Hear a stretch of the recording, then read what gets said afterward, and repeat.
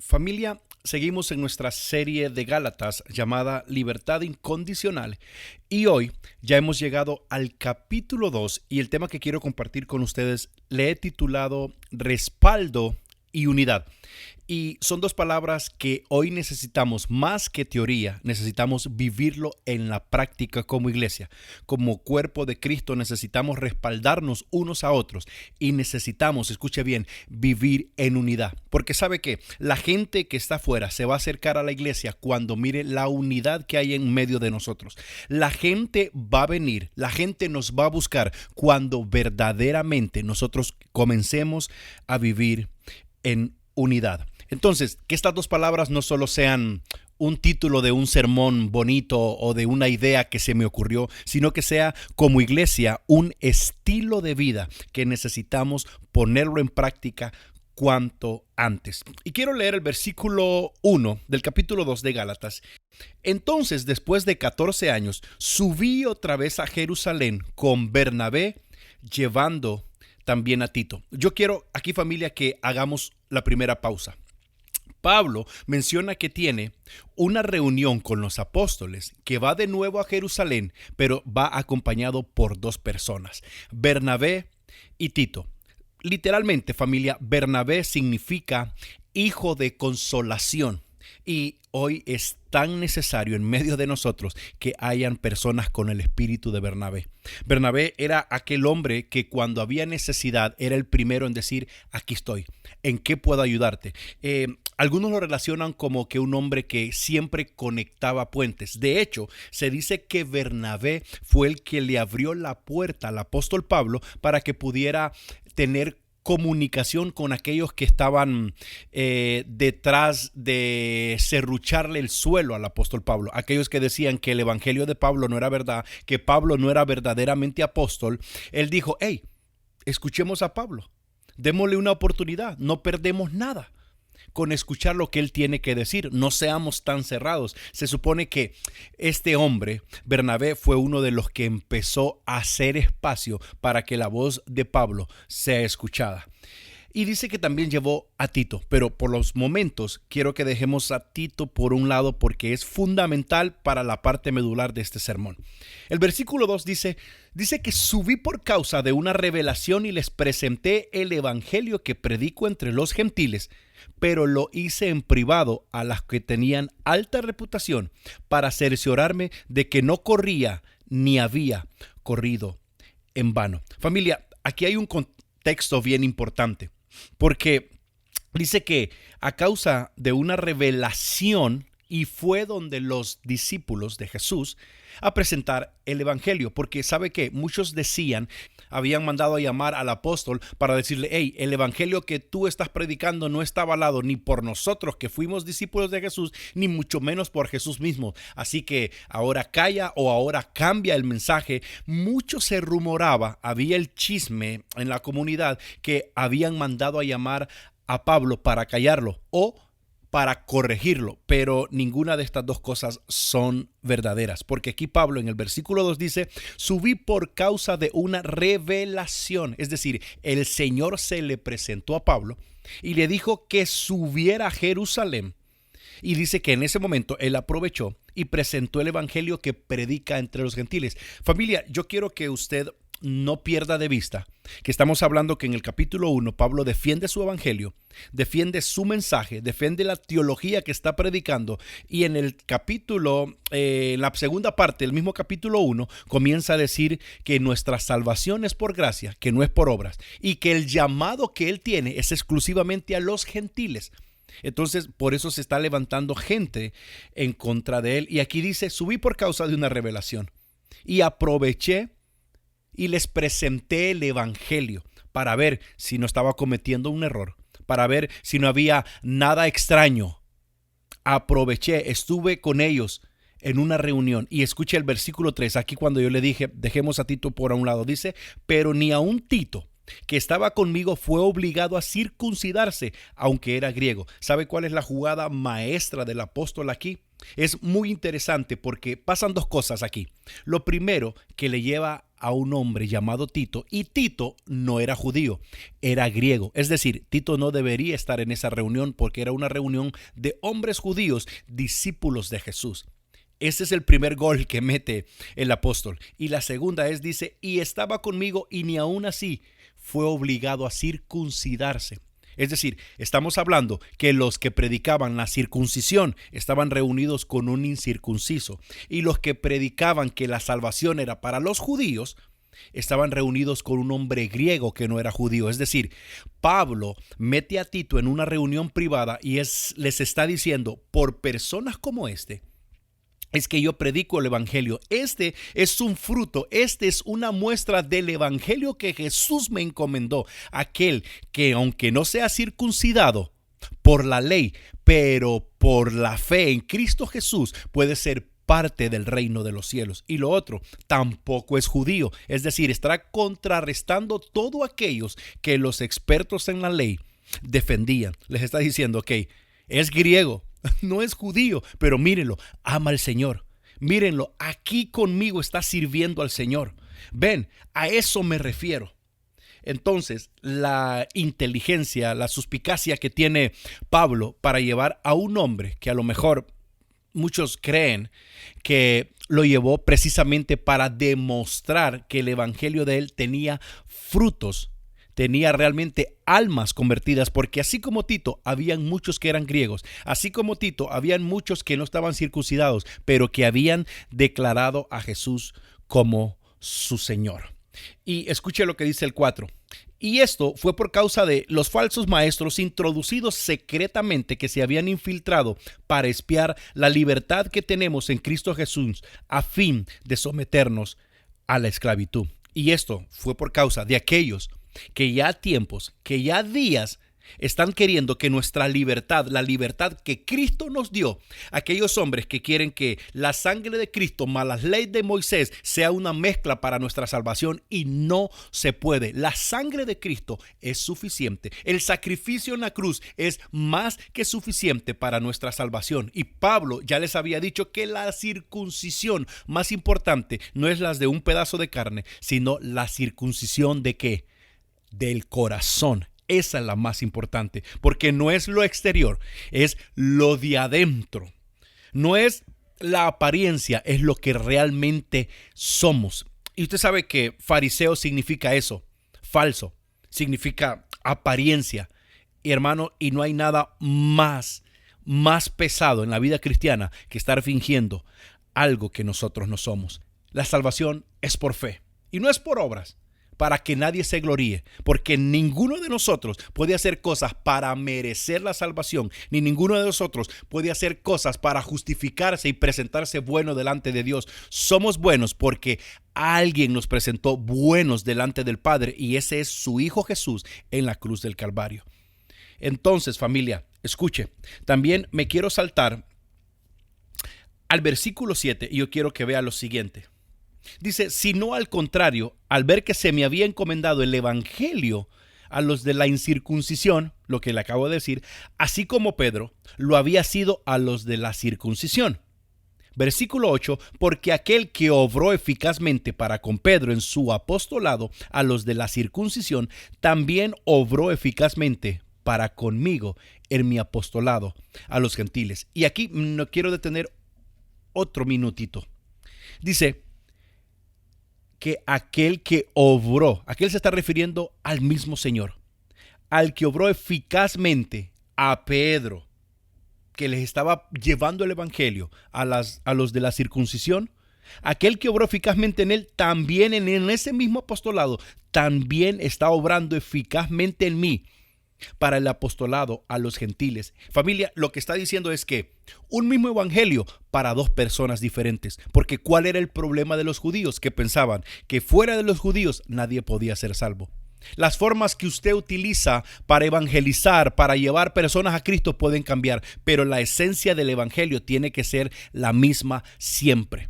Usted puede usar unos medios más relevantes que otros. Usted puede usar estrategias más agresivas que otros, pero la esencia del evangelio no debe variar. Usted puede hacer campañas evangelísticas, pero la esencia de lo que predica es que Jesús es el Señor y que solo por Jesús somos salvos.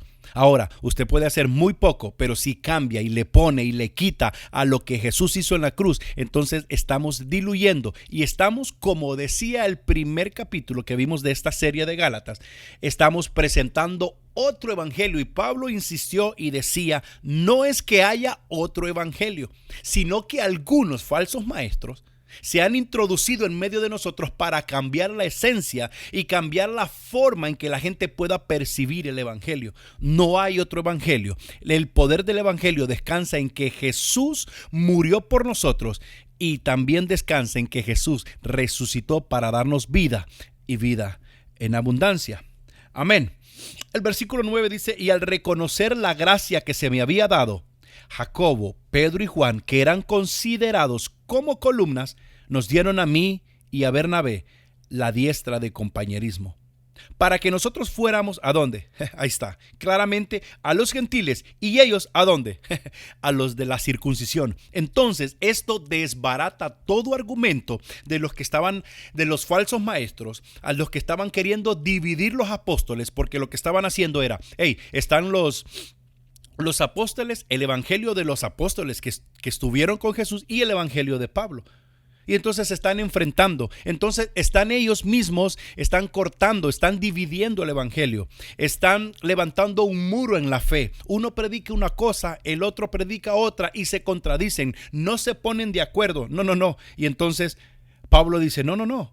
Ellos, Jacobo, Pedro y Juan, que fueron como columnas, nos dieron la diestra. Y es por eso que este sermón se llama respaldo. Están dándole el ok a Pablo. Después de que escucharon la teología de Pablo, por así decirlo, lo que Pablo predicaba, entendieron que el evangelio y que defendió Pablo en el primer capítulo, la revelación de Pablo venía específicamente de Jesucristo, tal y como Pablo lo había dicho hace unas semanas que lo vimos.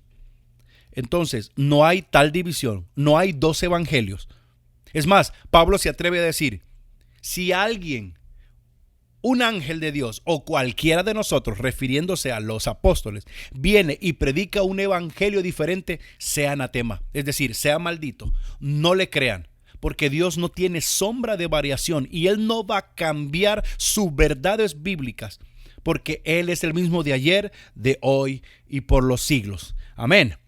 Ellos vieron lo que yo predicaba, aprobaron el pensum, por así decirlo, que yo predicaba a los gentiles. Entendieron de buena manera y estuvieron de acuerdo que el evangelio que predico viene de parte de Jesucristo. Entonces, familia, lo que se movía en ese momento era que ellos estaban divididos, era que Pablo se estaba inventando un evangelio y le decían a la gente, escucha, aceptamos que Jesús murió en la cruz, aceptamos que Jesús derramó su sangre, pero también es muy importante que no salgas y no hagas absolutamente nada el sábado. Y Pablo dice, ¿pero qué pasa? ¿Por qué insisten en llevar cautivos cuando una vez probamos la libertad? ¿Por qué son necios y nos quieren llevar otra vez a la cautividad cuando ya las cadenas de la ley ya fueron rotas en nosotros por medio de Cristo Jesús en la cruz? La ley ya no tiene efecto. Ahora estamos por la gracia y por la fe creer que Jesús es el Hijo de Dios y que el sacrificio que Él hizo nos limpia de todo pecado. Entonces, Pablo aquí dice que después de 14 años, ¿sabe qué? Pablo aún, cuando le fue revelado este evangelio, tardó, no fue a la primera, no fue corriendo por ahí evangelizando, sino que aún antes de ir donde los apóstoles, estuvo 14 años para asimilar, para prepararse, para entender, para digerir todo aquello que había recibido por revelación de parte de Dios. Y ¿sabe qué, hermano?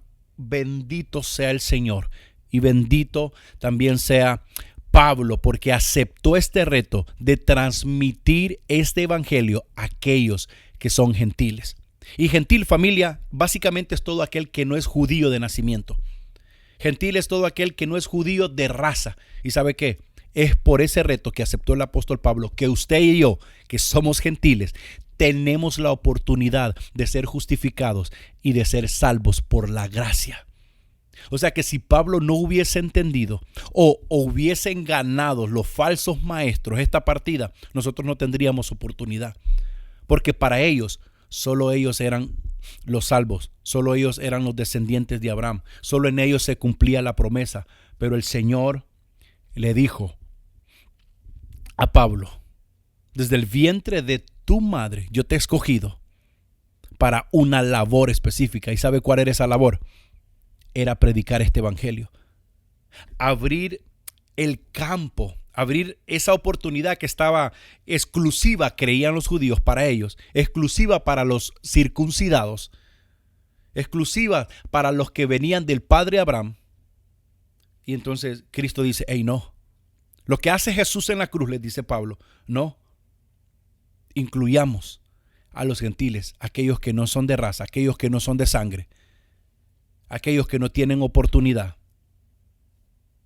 Y dice, todo esto lo hacían estos hombres, no porque quieren su salvación, sino para que sean esclavizados por la ley, sino porque sean esclavos según cada mandato y así poder dominarlos y así poder decir. ¿Sabe cuál es el problema de la ley?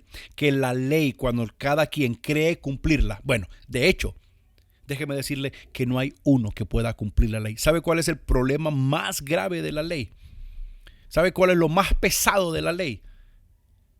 Que si hay 10 mandamientos y usted cumple 9 y medio, pero ese medio usted falla, prácticamente lo hace prácticamente pecador o lo hace transgresor de toda la ley. La matemática en la ley es pesada. 10 menos 1 o 10 menos 9 es igual a 0. Con algo que hagas, prácticamente estás transgrediendo la ley. Y es por eso que dice, por eso es que la misma palabra dice, no hay justo ni siquiera uno, sino que siendo injustos, somos presentados justos delante del Padre por aquel que nos justificó en la cruz. Entonces, estos hermanos que querían ayudarnos o que quieren ayudarnos muchas veces diciendo, hey, no hagas esto, no hagas lo otro, vístete de esta manera, quítate esta ropa, o no te pongas tal marca de zapatos o de ropa, o no uses estas cosas. En la idea de ellos están queriendo ayudar, pero lo que están haciendo es querernos esclavizar con leyes que no vienen de parte de Dios. Muchas de las leyes y muchas de las cosas, yo entiendo que las iglesias tenemos que tener un orden. Entiendo que las iglesias tenemos que tener nuestras propias normas, nuestras propias reglas, pero muchísimas de ellas están diseñadas por el hombre simplemente para mantener esclavo y no es el sentido original de lo que la palabra quiere decir. Familia, y dice que Pablo, en vez de salir avergonzado de esa reunión, salió empoderado, por así decirlo, ¿no? Que es una palabra muy de moda ahora. Pablo, en vez de salir derrotado o burlado como los falsos maestros esperaban, más bien salió con el ok, con la luz verde de Jacobo, de Pedro y de Juan. Y él mismo le dice, aquellos que tienen alta reputación, aquellos que son como columnas del evangelio, ellos me dieron a mí y a Bernabé, la diestra y nos mostraron compañerismo. Y es lo que yo le decía, compañerismo, unidad, respaldo, son cosas que más que teoría necesitamos vivirla en la práctica, porque de eso es el reino de Dios. No estamos compitiendo contra otros, estamos complementando lo que otros no pueden alcanzar. Si hay gente que quiere un tipo de cristianos en la iglesia, dejen que los demás iglesias también puedan hacer su trabajo con otro tipo de gente. Y el versículo 10 dice, solo nos pidieron que nos acordáramos de los pobres. Y escuche, me encanta porque dice, lo mismo que yo estaba también deseoso de hacer. Pablo era un hombre que creía que lo que estaba predicando estaba en lo correcto. Y gracias al Señor, porque este hombre aceptó el reto. de llevar el evangelio a aquellos que no tenían oportunidad, a aquellos que eran considerados escoria de la sociedad, a aquellos que no tenían ante los ojos de los judíos y ante los ojos de la sociedad, no tenían ninguna oportunidad. Pero es lo hermoso del evangelio, que el evangelio abre la puerta para todo aquel que cree en su corazón y que confiesa con sus labios que Jesús es el Señor. Ese que dice, ese será salvo.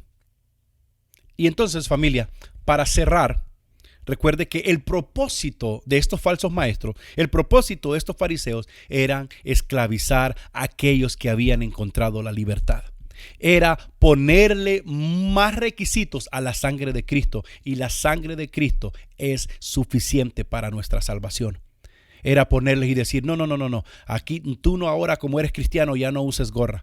Tú como eres cristiano ahora ya no uses pantalones. Tú como eres cristiana ahora ya no uses aritos. Tú como eres cristiana ahora ya no te pintes el pelo. Tú como eres cristiano ahora tienes que hablar diferente. Tú como eres cristiano no tienes que hablarle a los que no son cristianos. Tienes que renunciar al trabajo. Familia, estos son leyes por encima de la cruz. Son leyes por encima de la sangre de Jesús. La sangre de Jesús nos limpia de todo pecado.